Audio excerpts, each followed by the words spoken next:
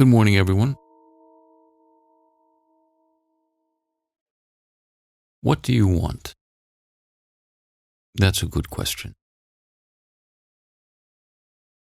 Because as it turns out, you actually have what you want, or get what you want. So what do I mean by this? How does that apply to our work together?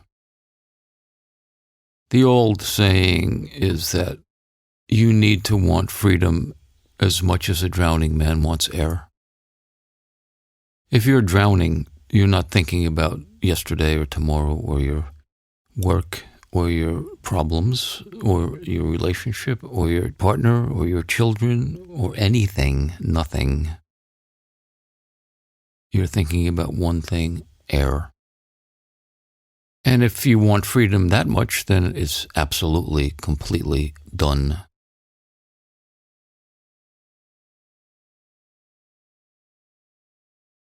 But let's face it, there are many things that interest us, compel us. And I'm not talking about the things to do in life. I'm speaking more about the unnecessary activities of our mind that for some reason continue to attract us, compel our attention, distract us from freedom or essential being, and for no beneficial purpose whatsoever. Just very mechanical, repetitive, compulsive thinking.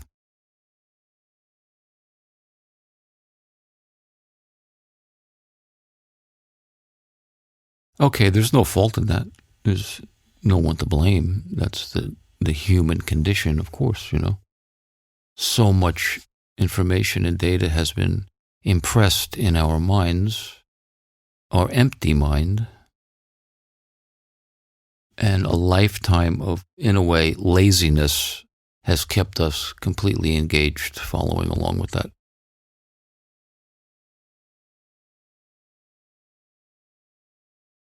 But there's an alternative. And that alternative is readily available every single second of your existence. And it's never not available under any circumstance, ever.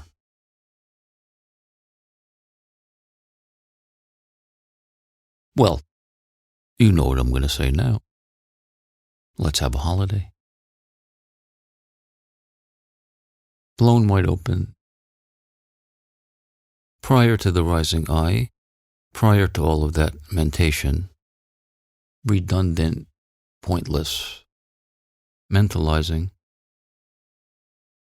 But prior to that, here and now, I am consciously knowing myself.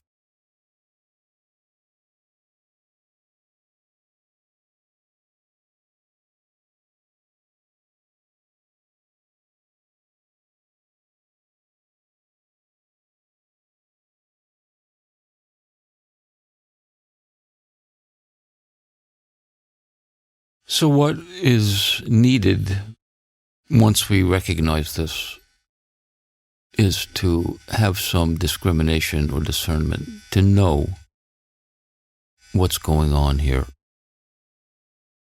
to be able to recognize when I begin rising as ego and attachment to thinking and all of that.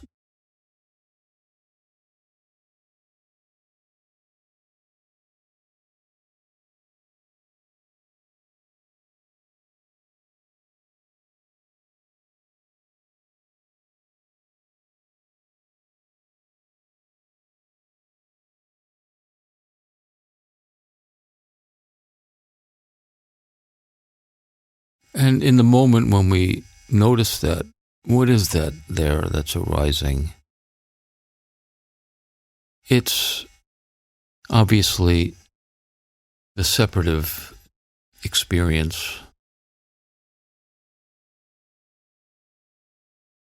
with an entire world attached to it, feelings, emotions, ideas, opinions, preferences, past, future, me this and me that and me everything else, that rising I.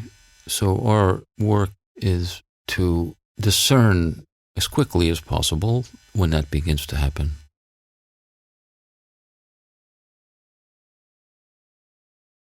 Maybe it happens right away, or maybe it doesn't happen for a few minutes, or maybe it doesn't happen for half a day. Well, what to do?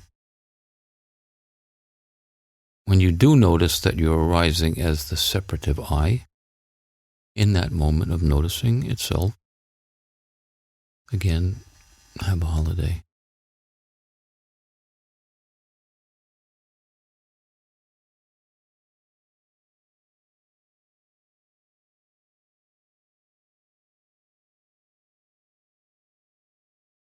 And be what you are prior to that arising, that movement.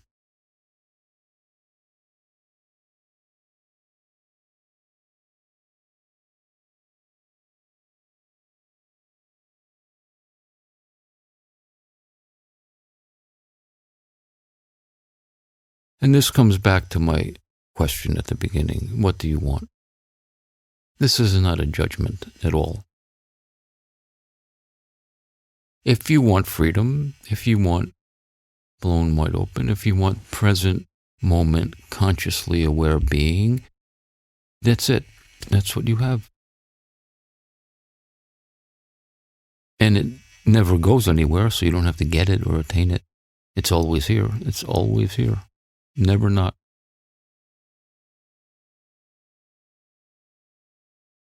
But if those thoughts are compelling and we follow along, then it can be said in a way, in that moment, that that's what we want. We want to follow along with those thoughts. It's not a conscious desire or something like that. But clearly, if we start following that thought stream, then for whatever reason, it's very interesting, very compelling, very infatuating, and obviously we want to go along for that ride.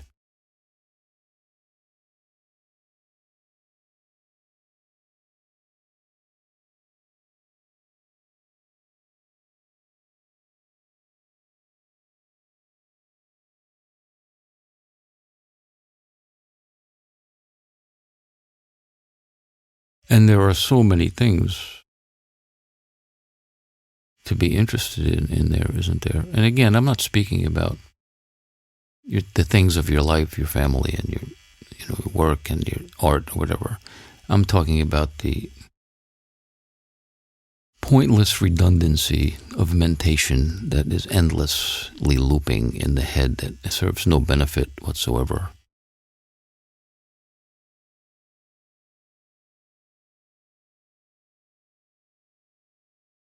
And yet seems so fascinating.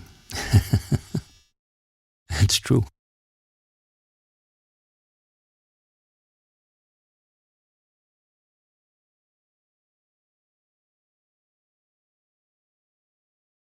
Just notice on holiday, try to notice when the movement of the rising I begins. What is that? What is that? What is that? You know what it is. And in that moment, come to the root of that and just be there instead. The root, the source of that, which is who I am. And you begin to really see that movement in stark vision, really. You really can see that happening.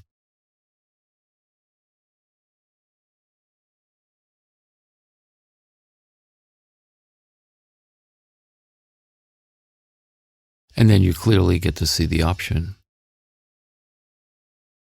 of living in your timeless essential being that needs no thought, concept, anything other than itself. I knowing myself, purely subjective knowing. Between that and the endless stream of redundant and pointless mentating.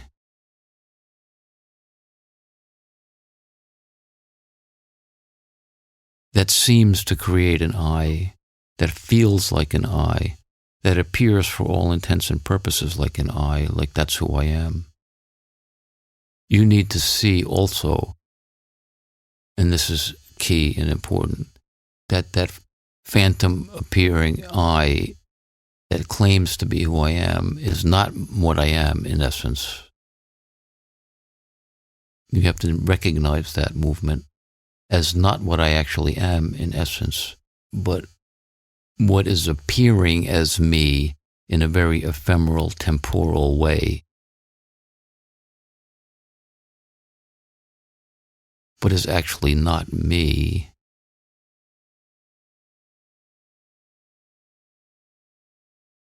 It's only thought, a shadow.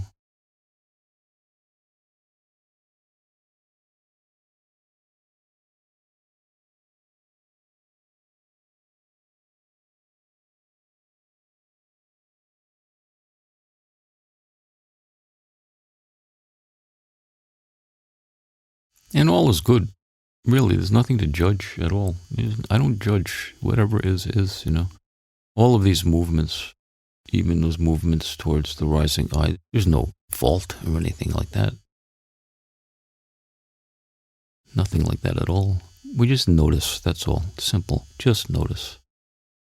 Just be cognizant of what's going on with you. That's all. And then you start to see, what do I want? Because if I want freedom, here it is. I can have it.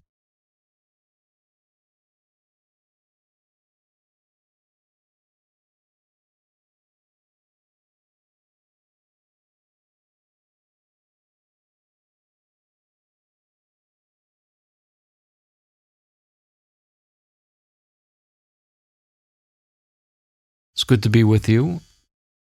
I'll be back again tomorrow. Peace.